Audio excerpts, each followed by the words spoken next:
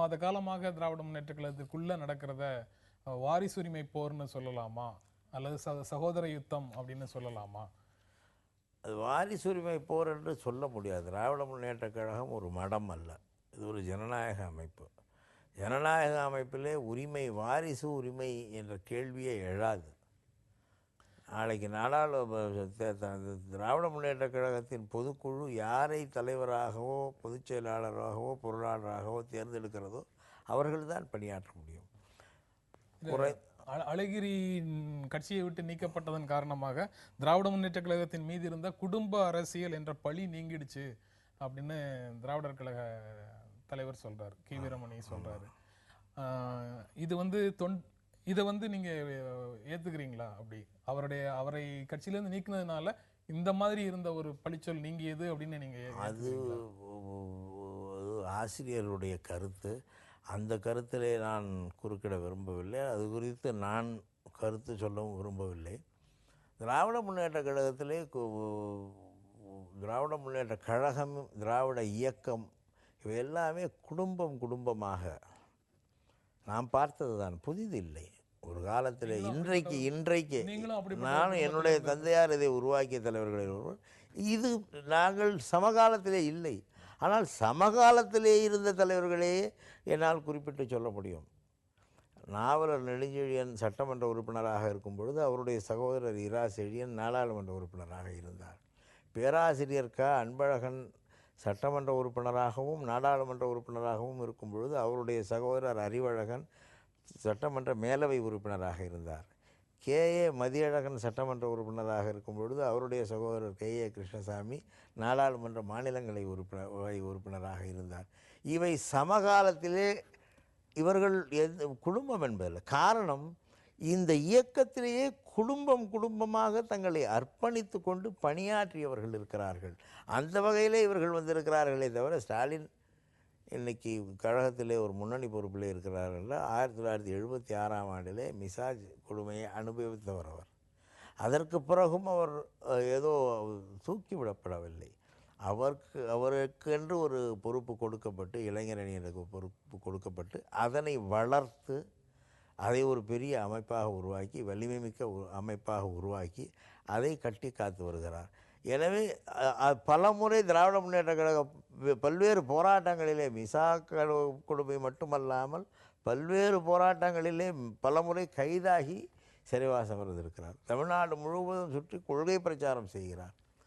அமைப்பை ஒரு கட்சிக்குள்ளே ஒரு துணை அமைப்பை ஆற்றலுடன் நடத்துகிறார். கழகம் நடத்துகிற போராட்டத்திலே கலந்து கொண்டு சிறைவாசமும் அனுபவிக்கிறார். அதே போல் நாடு முழுவதும் சுற்றுச்சூழல் கழகத்தின் சொற்பொழிவாளராக திகழ்ந்து கழகத்தின் கருத்துக்களையும் கொள்கைகளையும் சொல்கிறார். எனவே அதில் முழு ஈடுபாட்டுடன் இருக்கும் பொழுது அவருடைய செயல்பாடுகள் கட்சிக்காரர்களுக்கு, பொதுக்குழு உறுப்பினர்கள் ஏற்றுக்கொண்ட காரணத்தினாலே அவர் அடுத்த தலைவராக வருவதற்கான வாய்ப்புகள் இருக்கிறது என்று பொருளை தவிர இதை தாண்டி வேறு ஒன்றும் சொல்ல முடியவில்லை. நீங்கள் இப்போ சொன்ன உதாரணங்கள் KA மதியழகன், KA கிருஷ்ணசாமி, அன்பழகன், அறிவழகன், நாவலர் நெடுஞ்செழியன், செழியன் போன்ற உதாரணங்கள் எல்லாமே ஸ்டாலினும் அழகிரியும் அரசியலில் முன்னணிக்கு வருவதற்கு முன்னால எப்பவோ நடந்தது. இதிலிருந்து திராவிட முன்னேற்ற கழகத்தில் குடும்பத்தோடு பொறுப்புகளில் வருவது கலைஞர் குடும்பத்திலிருந்து தொடங்கவில்லை, அதற்கு முன்னாலே ரொம்ப காலத்துக்கு முன்னால இருந்தது. அதனால இந்த பழி வந்து உண்மையானது அல்ல அப்படின்னு இதை வந்து புரிஞ்சுக்கலாம். நீங்க சொல்றதுடைய பொருளாக அதை புரிஞ்சுக்கலாம்.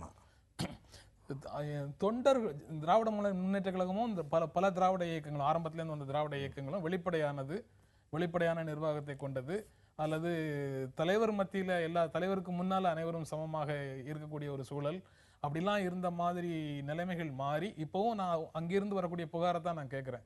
தொண்டர்களின் புகார்கள் அறிவாலயத்துக்கு ஃபேக்ஸ் செய்யப்பட்டால் அது தலைவருக்கோ பேராசிரியருக்கோ பொதுச் செயலாளருக்கோ போய் சேர்வதில்லை அப்படிங்கிற புகார் வந்து மற்ற புகார்களை விட இது ரொம்ப முக்கியம், எந்த ஒரு அமைப்பிலையும் ஒரு முக்கியமான புகாராக தெரியுது.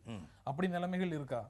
நான் ஒரு அமைப்பு செயலாளர், அதனாலதான் உங்ககிட்ட தான் அதை கேட்க முடியும். நான் ஒரு அமைப்பு செயலாளர், சகோதரர் மூக அழகிரி ஒரு அமைப்பு செயலாளர். எங்களுடைய பணி திராவிட முன்னேற்ற கழகத்திலே ஒரு புகார் வந்தால் தலைவருக்கோ அல்லது பொருளாளருக்கோ பொதுச் செயலாளருக்கோ அல்லது ஒரு பொருளாளருக்கோ ஒரு புகார் வந்தால் பொதுச் செயலாளரின் அதிகாரத்தை இரவலாக பெற்று பணியாற்றுகிறவர்கள். திராவிட முன்னேற்றக் கழகத்திலே தலைமை கழக செயலாளர்கள் என்று பதவிகள் கிடையாது, அவர்களுக்கென்று தனி உரிமைகள் கிடையாது. எல்லா அதிகாரமும் பொதுச் செயலாளருக்கு உண்டு. பொதுச் செயலாளருக்கு சார்பாக பணியாற்றுகிறவர்கள் தான் மற்ற செயலாளர்கள். இந்த புகாரை நான் அமைப்பு செயலாளர் என்ற வகையில் அதை பார்த்து பரிசீலித்து அதில் இது சரியாக இருக்கிறதா சரியாக இல்லையா என்பதை உரியவர்களை அழைத்து விசாரித்து முடிவெடுத்து ஒரு பரிந்துரையை தலைவர் பொதுச் செயலாளருக்கு செய்ய வேண்டும். அதன் அடிப்படையிலே அவர்கள் நடவடிக்கை எடுப்பார்கள் என்பது மரபு. நான் ஒரு அமைப்பு செயலாளர். நான் திராவிட முன்னேற்ற கழகத்தில் வருகிற புகார்களை தலைமைக்கு அனுப்புவதில்லை என்று சொல்லக்கூடாது. அதை பார்க்கிற அதனை விசாரிக்கிற பொறுப்பு எனக்கே இருக்கிறது. அழகிரியும் ஒரு அமைப்பு செயலாளர். அதில் புகார்களை விசாரிக்கிற அது எனக்கு இருக்கிற அதிகாரம், அதே அதிகாரம் அவருக்கும் இருக்கிறது. கட்சிக்குள்ளேயே விவாதிக்கப்பட்டு இந்த பிரச்சனைகள் எல்லாம் தீர்க்கப்பட்டிருந்தா பெரும்பாலும் இது ஊடகங்களில் பேச வேண்டிய அவசியமே இல்லாமல் போயிருந்திருக்கும். ஆனால் அழகிரி அதை மக்களிடத்தில் எடுத்துகிட்டு போயிட்டாரு. வழக்கு போடுறேன், திமுக வேட்பாளரை 3வது இடத்துக்கு தள்ளுறேன், 4வது இடத்துக்கு தள்ளுறேன்லாம் அவர் பேசுகிறார். அதை பற்றியெல்லாம் இங்கே நம்ம பேச வேண்டாம். அந்த பிரச்சனைகளை அதோட விட்டுருவோம். பாரதிய ஜனதா கட்சிக்கு ஆதரவு கொடுக்க மாட்டோம்னு உறுதி சொல்ல மாட்டேங்கிறீங்களேன்னு ப. சிதம்பரம் கேட்குறாரு. அதிமுக விஜயகாந்தின் தேசிய முற்போக்கு திராவிட கழகத்தை அழித்து விட வேண்டும் என்று நினைக்கிற கட்சி. தேர்தலுக்கு முன்னால பொதுக்குழுவினுடைய முடிவு தேர்தலுக்கு பின்னாலும் தொடர்ந்து நடைமுறைப்படுத்தப்படும் எதிர்பார்க்கலாமா?